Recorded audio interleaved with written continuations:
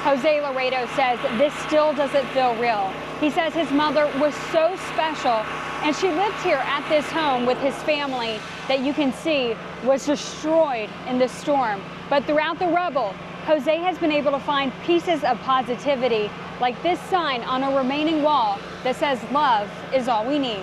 What do you love the most about your mother? She's very sweet, very persistent.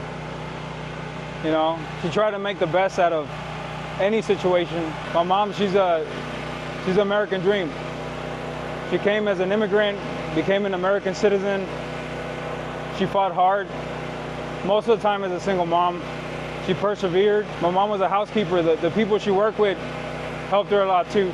Collectibles from Maria de la Luz Laredo's time as a housekeeper are seen on her bedroom shelf out in the open after a tree cut through her bedroom.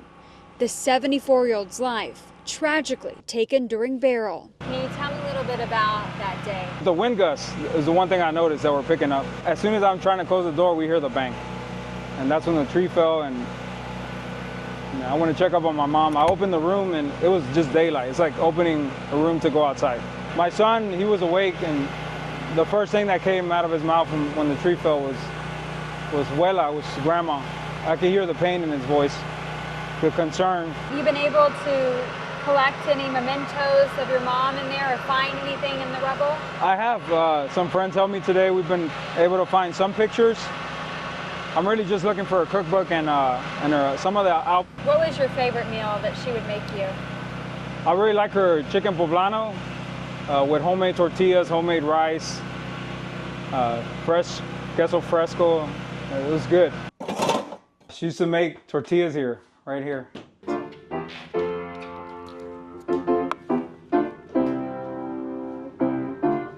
Music's my thing, and she saw me perform at the highest level. While the intermediate band director plays his mother's favorite song, Lean on Me, his wife announces she found his mother's cookbook. Good on the recipes. Oh, good. Part of her will live on. I know my wife is going to take good care of her and try to make as many of them as possible. Where do you go from here? My kids, my wife, trying to rebuild, start a new chapter with them, you know, and cherish my mom. Jose says in the midst of cleaning up all this damage, they are still trying to plan funeral arrangements for his mother. They're not sure when that will be, but he says it will be special.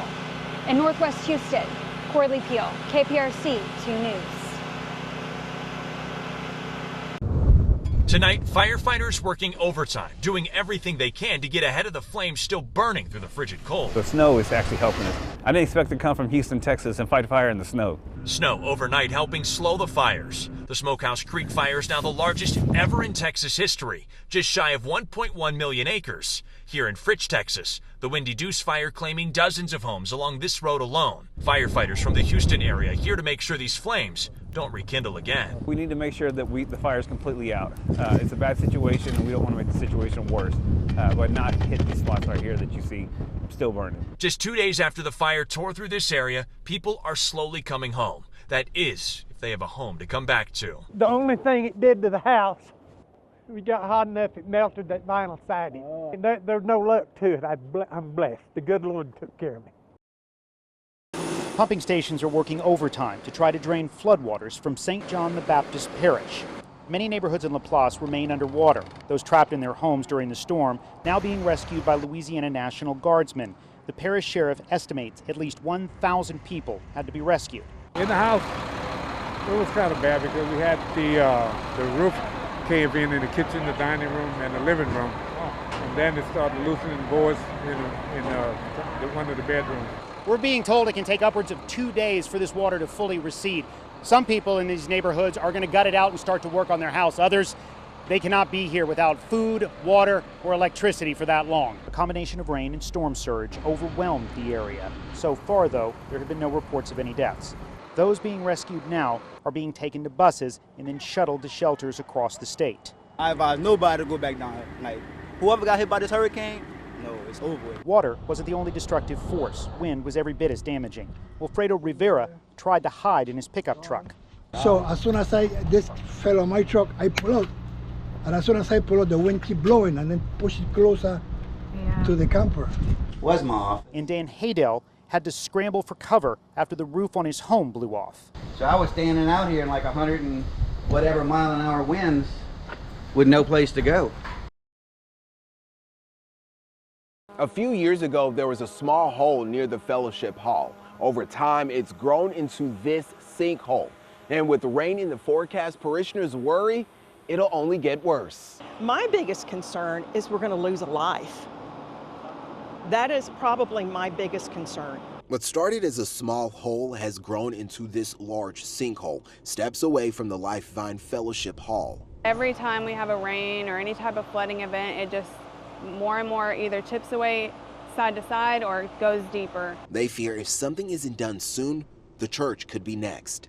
Without the church, there would be one less place for people to do laundry, sit to get out of the heat, or emergency center for the Red Cross as it was used during the May flood. And as the river came through here, it just continued to wash away, and the water continued to take ground and take ground and take ground. And I mean, with this, if we're on the dirty side of this hurricane, I can't imagine what it's going to do. They all feel city leaders aren't taking their concerns seriously. And it just seems like they are dragging their feet and seem to have one excuse after another. So this has been an ongoing back and forth between you and the city manager? Yes, and meetings with our pastor. Yes. It's a huge risk to the public to have this here. The city manager tells KPRC2 they have a plan. Coming up at 6, I'll share parts of it with you. In Livingston, Roman Balogan, KPRC 2 News. The shock of the moment. Get out, come on, open the door, it's a tornado. And the awe of the aftermath. She said it looked like a train coming through here. Claudio Martinez leads us through his daughter's apartment complex, assessing the damage after an EF1 tornado came ripping through. See that plywood that fell off over there? That plywood come off and the nails were sticking straight up. Then Martinez took us to his daughter's home and showed us by flashlight where he was last night when the powerful winds pummeled the area. He was also proud to show off pictures that escaped damage. That's my granddaughter, and she just had a baby girl, and so I'm a great-grandpa, I guess now. However, whipping winds decimated a convenience store and severely damaged 129 homes at the Tradewinds Apartments. You know, them tornadoes, and they don't give you no warning. Authorities say 2 nearby schools are closed for at least today, and about 400 people were impacted. You could look at some of the structures when you're in there. They're racked, they're moved, they've torn down power lines. There's posts, that are structural posts that are been dislodged. So the apartment complex was declared unsafe, so residents have to find another place to go. The enormity of it all was overwhelming. Chuck Jones remembers the moment he laid eyes on the wreckage of the Twin Towers. For a few seconds, you know, you think about all the lives that were lost and how are we ever going to find these people? Jones is still a member of Texas Task Force 1 and has responded to dozens of disasters since 9/11. I'm glad I'm still doing it. I'm glad I still have the ability to respond when people need help. The task force is based at Texas A&M University's Engineering Extension Service. We're able to emulate here what we saw somewhere else in an actual disaster area. Disaster City began with a replica of the World Trade Center collapse and a pancake house with a collapsed roof. In the more than 2 decades since, the city now has more than 100 training props, including a mock-up of a building hit by the blast created during the West Texas explosion. Almost every type of calamity can be found here. Our people are able to train here on replicas of what we've seen in the past to try and better ourselves for the next deployment. And Jones is eager to share those experiences, which is why after retiring from 31 years in the fire service, he came to work in Disaster City. That's what I get out of it, is the ability to pass on those experiences and the knowledge to the next generation. On this President's Day, the wind was blowing and kids were out in the snow trying to make the best of it here in Cinco Ranch. People woke up to snow and ice on their vehicles this morning, many trying to clean it off with what they had. Thousands of families lost power for several hours, and many also lost their water too. And then 8:30, the water stopped and it was out. And so I got nervous and was wondering, okay, do we have a busted pipe? Is everything frozen? The ice covering everything in its path early on. This pond in Cross Creek subdivision full of slush and ice. And then down the road at a park nearby, families took whatever they could get, cardboard boxes, storage bin lids, anything to head down the hill and go sledding. We brought lids, buckets, and everything. I went down the bucket, I hit a bump, and I just started tumbling. Because I had no TV or anything at my house. Nothing.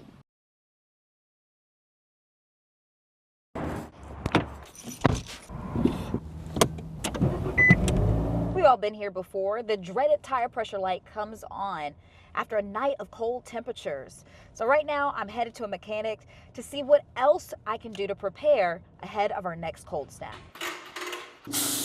I would recommend people check their tire pressure before the cold weather gets here. That way you're setting yourself up for success and you're not going to be worried, am I going to have an issue on my way to work this morning? Carolina Serratos is the owner of Professional Auto Care, a family-run auto shop that has been serving the Houston community for 40 years. She wants to help drivers be more proactive when winter weather is in the forecast. Another issue many people might have is starting up the car. Cold weather puts a lot of stress on the battery, so you want to make sure your battery has enough juice before the cold weather gets here. What are some other things on the car that we need to check? One of the critical systems of the car is the engine cooling system. So the engine cooling system's job is to absorb heat and dissipate it from the engine. And how it does that, it has coolant that circulates, okay? If the freezing point, and this is very important when it comes to cold weather, if the freezing point is not correct and you have coolants become frozen, you can have a blockage or something could crack. The fourth thing Serrato says you should check is windshield wiper fluid. Make sure it is holding wiper fluid and not water to avoid cracking. You have that peace of mind when the cold weather gets here that you're going to be able to get to point A to point B without one of those four things causing you grief. Getting in and getting out is the problem. For the people of Laplace, the future is uncertain. Ida scattered families and left residents with little time to grab personal belongings. A couple of clothes and shoes, and that's about it. A combination of rain and storm surge swamped this town of 40,000. That water comes from the lake to the canals, and it overflowed the roads, the highway, the interstate. That's what happened. We've hopped a ride with the Louisiana National Guard as they head into neighborhoods in Laplace where the water is still waist deep in certain spots. A lot of people were caught off guard by the storm surge. Now they're trapped back here. No food, no water, no electricity, and no cell service. Just one step at a time, man.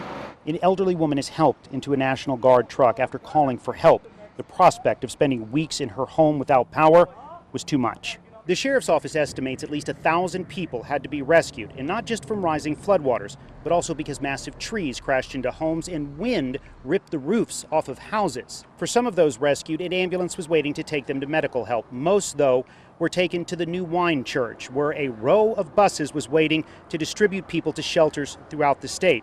After that, many do not know where they're going to go, or when they can return to Laplace. Where are you going? Anywhere we can find shelter. I know my sister that was living out in Laplace Park. I know they flood out, so we were trying to get over there at first, but we don't have no idea where anybody is.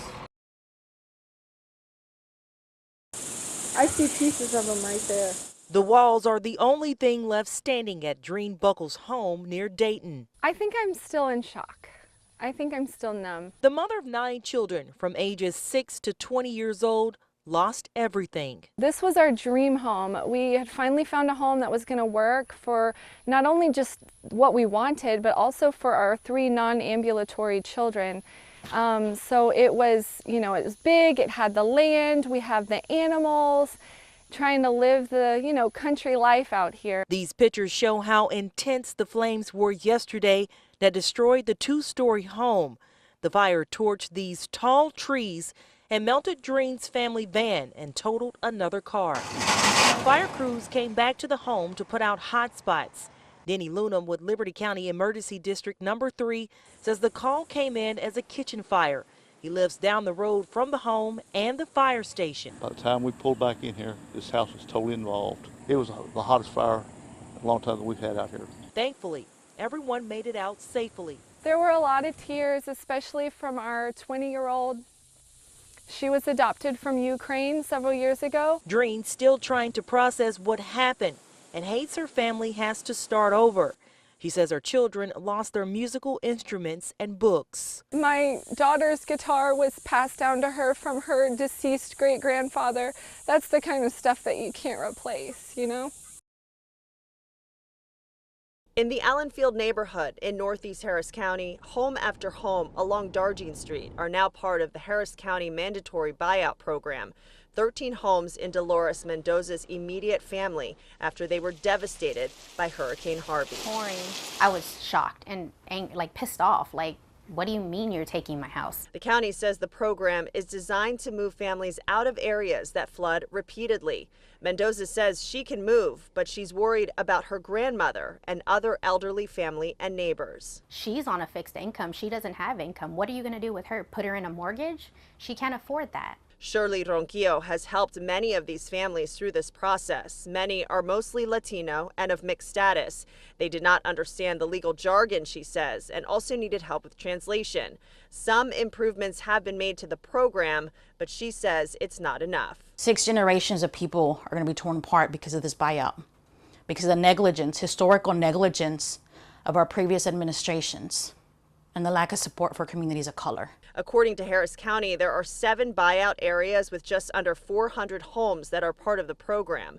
Homeowners are paid fair market value and are given money to relocate. It also demonstrated a need for us to do things differently, and that is very much increasing the level of communication, being sensitive to the language or necessities of the communities that we were going to be impacting, and providing information in a variety of different formats. It wasn't much of a trailer to begin with, but it was home to me. Her home, her life, and nearly everything she owns, now gone. My girlfriend kept telling me, she's going, Connie, it's gone. And I'm going, I can't believe, in my head, I can still see it there. You know, I have to see it for my own self. Here in Fritch, Texas, the Windy Deuce fire burning up dozens of homes. 20 minutes north in Stinnett, the massive Smokehouse Creek fire burning down nearly an entire neighborhood. We lost a lot of houses, but the fire was moving so quickly, there was really not a whole lot we could do. Charles Clark is a volunteer firefighter. He came home to try to save his home and his rescue cat, affectionately named Rescue, but it was just too late. The back of my house was already on fire. Instead of worrying about his house, he selflessly helped save his neighbors and countless others. It was extremely difficult to walk away from my house, but also knew that if we tried to do something to save my house, that my neighbor's house might burn.